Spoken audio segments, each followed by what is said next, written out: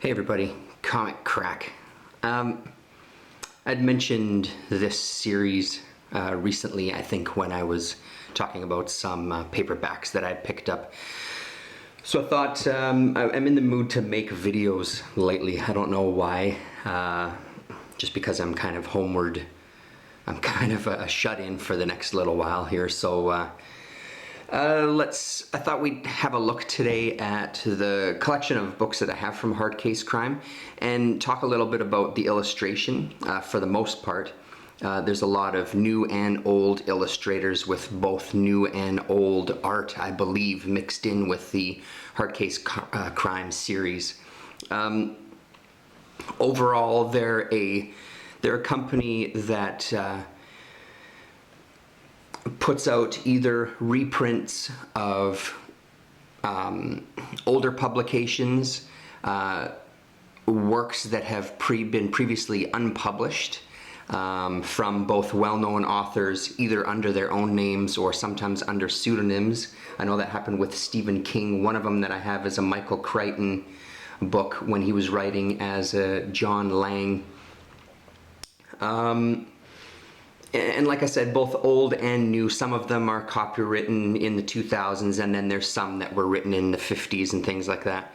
But they all kind of have a similar theme. They're all crime fiction, and of normally high-ish quality. I obviously have not. I don't have the entire series of books by any stretch. I've just got a small portion, and out of that small portion, I haven't read all of them.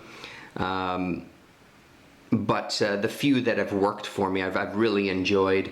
I just finished one recently by Donald Westlake called Memory that I really got a kick out of. I liked that one a lot. I think it was his, what does it say? I think it was his final, this final never-before-published novel by three-time Edgar Award winner Donald Westlake is a noir masterpiece, a dark and painful portrait of a man's struggle against merciless forces that threaten to strip him of his very identity. And it was great, about a guy losing his memory and then just trying to piece together his life again to kind of no avail. So let's have a look at some pulp. We'll start with this one, which just happens to be the very first Hard Case Crime book that I purchased, called Kiss Her Goodbye by Alan Guthrie. First one that I bought, first one that I read, first one of the collection. This is copyright 2005 by Alan Guthrie, and the cover artist on this one is Chuck Pyle. It's Hard Case Crime book number 8, apparently, by that, yeah. And it was, I remember it being a fantastic book. I believe it all took place in Scotland, and the usual kind of sucker getting brought into something he didn't really fully understand by a dame, and just everything that ensues from that. He's kind of a neighborhood tough that just gets drawn into this world. I remember enjoying it quite a bit for the most part. So what I found out about Charles Pyle is not a heck of a lot. He does have a charlespylestudio.com is his website. Lots of illustration and lots of fine art, or not lots of illustration, but some illustration on his website, and then a fine artist.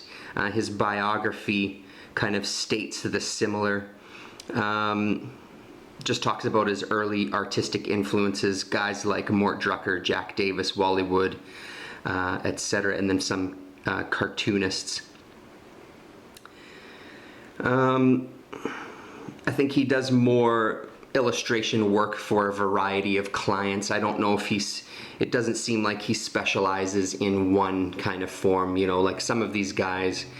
Robert McGinnis, that we'll talk about later, did, I think, over 1,000 illustrations for novels, for example. So that was his main bread and butter. Plus then he also did work with movie companies for movie posters and things like that.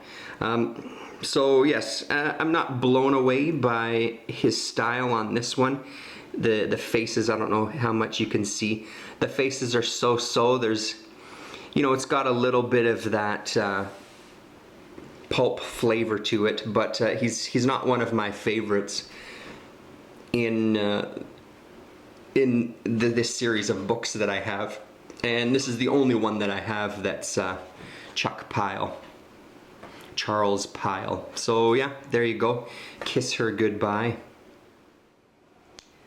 Next up is Two for the Money by Max Allan Collins, who was the author of Road to Perdition, the book that eventually became a Tom Hanks movie. This is hard case crime number 5, and the cover on this one is Mark Texiera. So the story with this book is, it says at the top, complete and unabridged. I guess it had originally come out as 2 separate books telling one story that were, I'm assuming, edited for length. So this is the first time they've both been compiled into one book and completely unedited and available. So the copyright for it is 1973, it looks like, is when it first came out, and the artwork on the front is from 2004, which is also when Hard Case Crime published it back in November 2004. One that I haven't read, so I can't tell you much about the story. The artist himself, though, has worked a fair amount in comics, but a fair amount in comics that I just don't read. Titles such as Sabretooth, Ghost Rider, Moon Knight, some Black Panther work, some Vampirella work, some Red Sonja stuff, looks like some Superman, and looks like some Conan covers as well. As for interior, those are kind of covers. Interior's about the same, Marvel Knights, that sort of thing. Overall, his style in the comic work that I've seen online here doesn't really appeal to me that much. It's funny how the Red Sonja books and Vampirella and that sort of thing, they really do stick to more of this kind of traditional illustrative type style that appeals to me about these kind of books. Maybe it's something I should eventually start getting into some more. I've never read much Vampirella, or if any, same with Red Sonja, but maybe it's time to start digging in. The other thing that I really like about this cover, I like the odd shape of the characters. They really, especially these two sitting here, if you saw my video about Benjamin Marra, I think the series was called Night Business. He did a self-release. He's got his own comics company, Traditional Comics. There's something about the body styles that are very reminiscent of Benjamin Marra. Let's see if I can pull up a picture here, and we can do a little comparison. Yeah,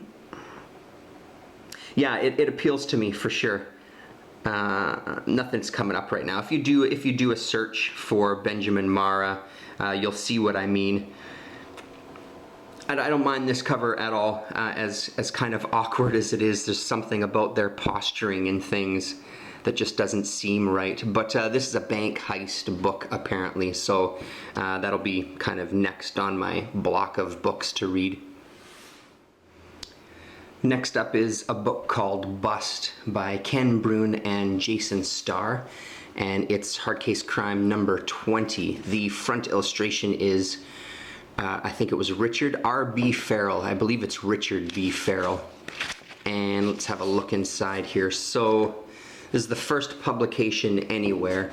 Copyright 2006, and the painting is also copyright 2006.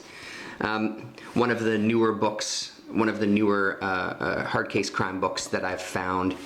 Looks like I paid 3 bones for it on the inside there. I kind of dig the art on this one. Where's the Farrell here? Richard Farrell.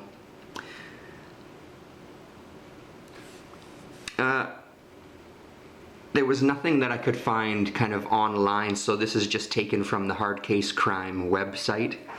I guess he's done a lot of oil paintings. for movie and television campaigns, Columbia Pictures, Disney, MGM, Paramount, Universal, and Warner Brothers, as well as a Super Bowl promotion for the National Football League. Appeared in magazines, etc. So kind of another one of those guys who's just dabbled in all sorts of things. I believe, was this, I don't want to say in case I'm wrong, one of these gentlemen just passed away earlier this year, and I'm wondering if it was this Farrell here. But yeah, not a bad shot at all. I like the look of the hands. It's almost a little Sean Phillips look in there. So there we go. Bust. Next up is Songs of Innocence by an Edgar Award winner, Richard Elias. He also did a book that we're going to look at later called Little Girl Lost that I read. I'm just reading the back of this one. This was one that I've had for quite a while. This is Hard Case Crime number 33. And I can't remember if I've read this one or not. It sure sounds familiar, but after a while, one of the things about some of these books is they do tend to kind of blend together. So I'll put that on the stack of ones to read again, possibly. So the artist on these next two is Glenn Orbick, and his stuff has been all over the place. One that I did want to show from Hard Case Crime, hopefully that kind of focuses there. The Lost Pulp novel by Gore Vidal, who we also know here from our YouTube community. Thieves Fall Out. And the other stuff that he's done a lot of work both within pulps and DC Comics and Marvel Comics and sci-fi and fantasy, various prints, storyboards and adverts, etc., etc. The amount of stuff, westerns, paperbacks, comics, and movie posters, all sorts of things. It's a name that I've seen a fair bit, and when I was looking through the list, it's actually a lot of his DC Comics work that I do recognize. A lot of covers. There was some No Man's Land stuff that he did covers for. There was some Shadow of the Bat covers, most notably this one. Let's pull it up here. Most notably this cover that I know that I have in my collection. So yeah, really fantastic style. He's kind of put in the same world as people like Robert McGinnis and also Alex Ross for kind of his realism. And looking at a lot of these comic covers, there really is an Alex Ross kind of look to a lot of them. So that was Songs of Innocence, and I don't think this one says first publication anywhere. Hey, did anybody notice that I have two hands and I'm using a tripod?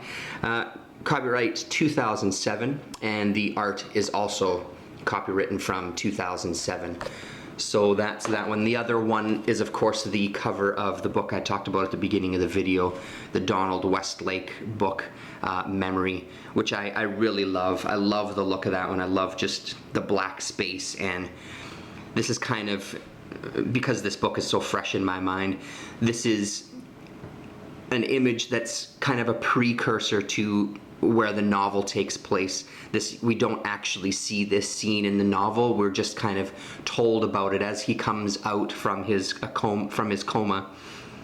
Police detective is questioning him and telling him that, no, you were beaten up by a guy whose wife you were sleeping with. So there's the kind of illustration of the scene, which I thought was pretty clever to do. I like that idea.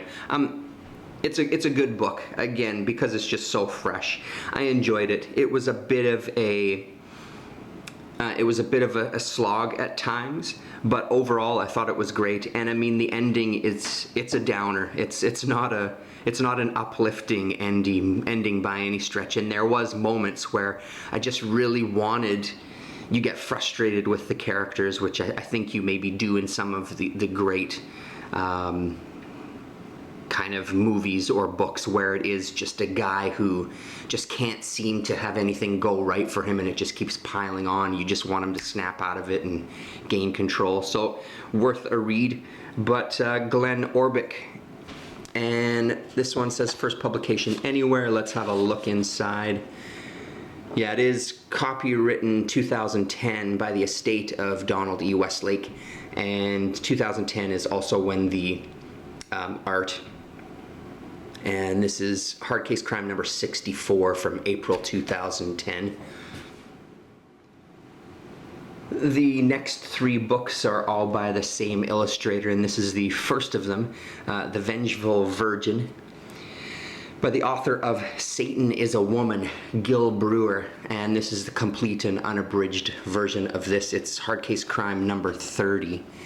Let's have a look. The artist, is Gregory Manchess, Manchess, and this is first copywritten 1958, and the cover painting is 2006. This is one that I've had for quite a while too. Just a story of a woman married to an older man. Her and her kind of boyfriend decide they're going to kill him so they can collect a bunch of money, and everything that evolves from there.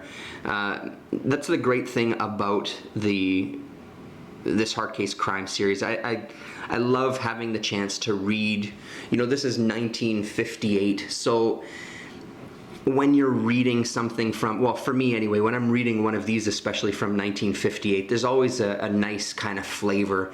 It's not a newer volume, or it's not a newer book where it's somebody sort of mimicking that flavor or that language or that feeling.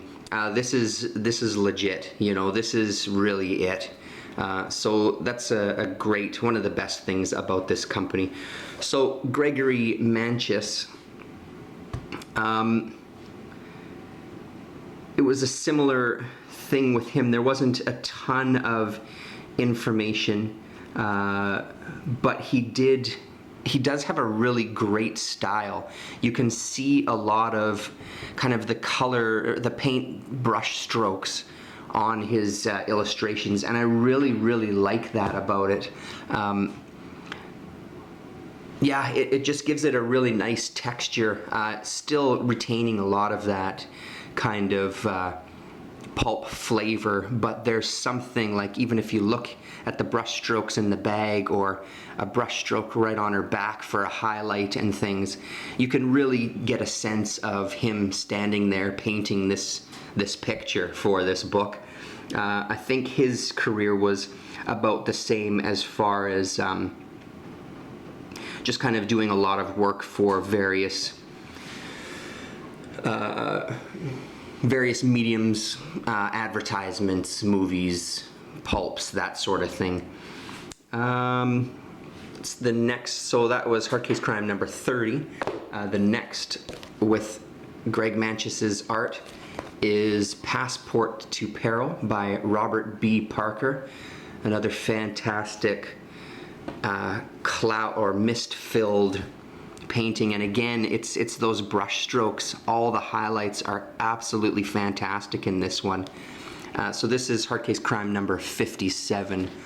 Let's flip to the inside here. So another one, I haven't read this one. Copyright 1951 by Robert B. Parker, and the painting is 2009, which is also when the book came out, July 2009. Fantastic look on that one. And this next one is the only oversized. The rest of them are the smaller paperback sizes. Let's get that a little further there and readjust. But I guess they did a few oversized ones. I haven't seen any beyond this. Sorry, mixing stuff up here off camera. So this is the Venom business, another one I haven't read. Michael Crichton writing as John Lang. The deadliest creatures can be the most beautiful. And this is MC5, so I don't know what the MC stands for. Let's have a look inside here. Oh, this was from Book Fair.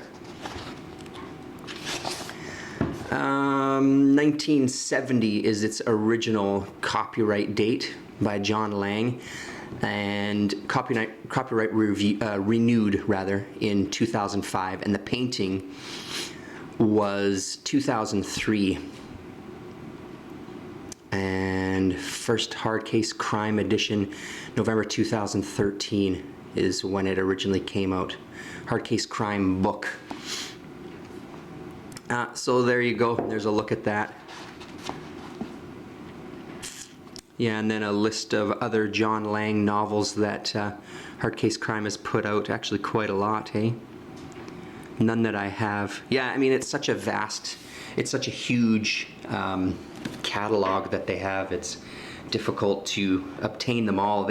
I do grab them up whenever I see them. They do pop up from time to time at Value Village, and like I mentioned already with Book Fair, there's been copies that have popped up there. That's where I have most of my luck. You can still buy them new, and for the most part they're $7.99 US, $8.99 Canadian if you buy them new. But I mean, you know, most of these I've found for $2 or $3 used, so that's fine by me. And again, just all those brush strokes just making up the image. Really, really great stuff. Fantastic cover. Let's look at the last 4 books.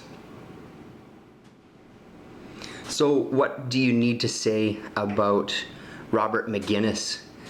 There's not much to be said about him. Unbelievable style, and one of the things that you'll notice, especially with his women, is how long they are. And their body shape, and even like things like the size of their feet and things like that. There's something about them, as sexy as they also are kind of awkward looking and gangly, but it's such a fantastic style, and none of those things are a complaint by any stretch. I'm a huge fan of his work. I really, really like his stuff quite a bit. This book as well is another early one that I bought, and really liked it as well.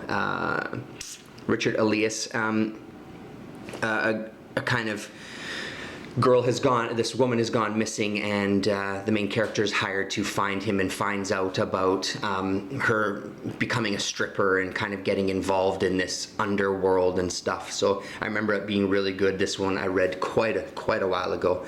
So this is Hard Case Crime book number 4, all the way back from 2004.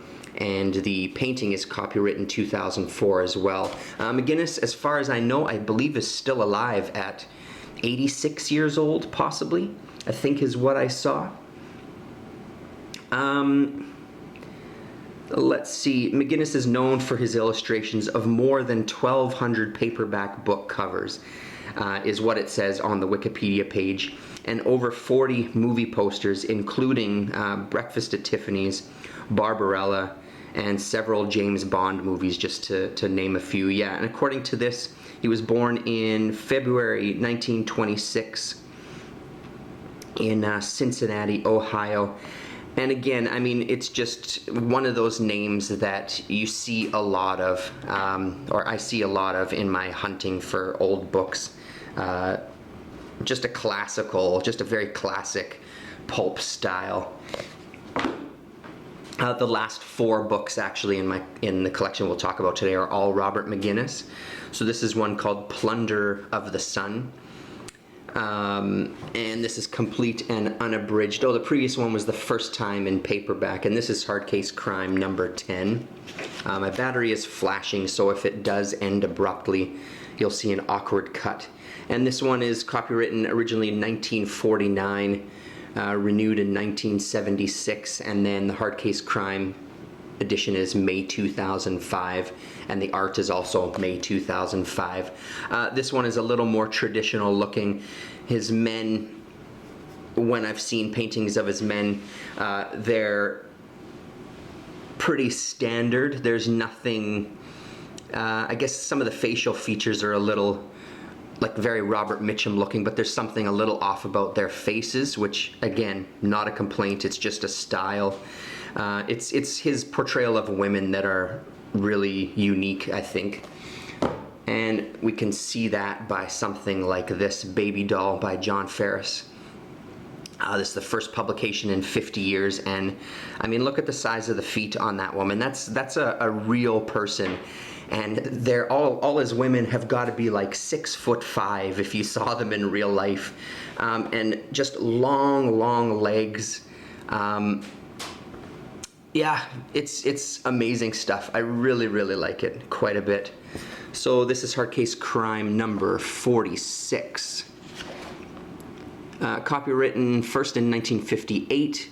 The Hardcase Crime is August 2008, and the cover painting is also 2008. And finally, to end the video before my camera completely just falls over, sorry, I didn't notice that happening there. Everybody's yelling at their monitors, your camera's falling.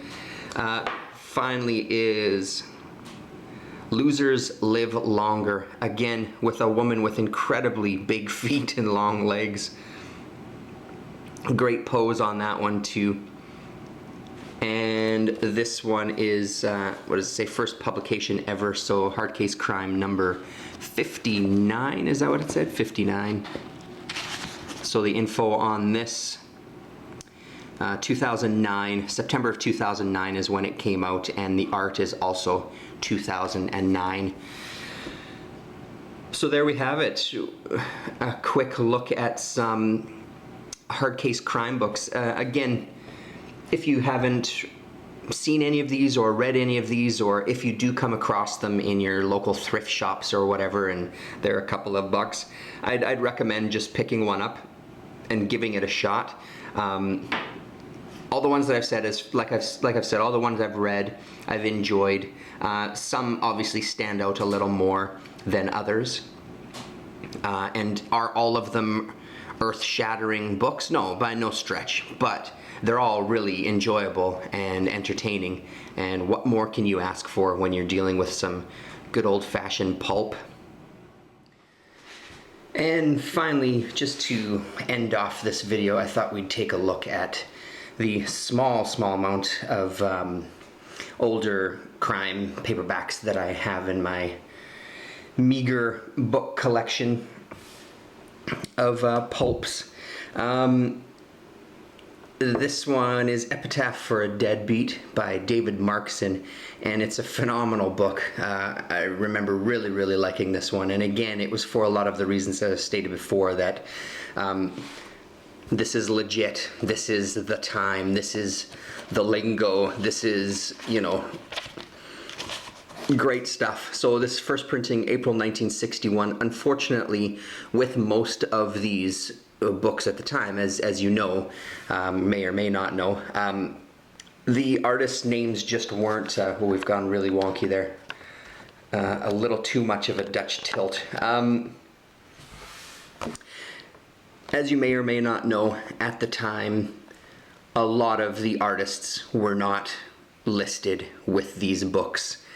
As with a lot of the backing bands that I've talked about before, who played on albums, they just remained nameless. A lot of the library musicians, a lot of sci-fi, pulp cover artists, that sort of thing, they just went uncredited. It just wasn't looked at as something that was important to do, which is unfortunate because, again, it's fantastic stuff. This one is really beat up. I think I got this one dirt cheap, well, $2.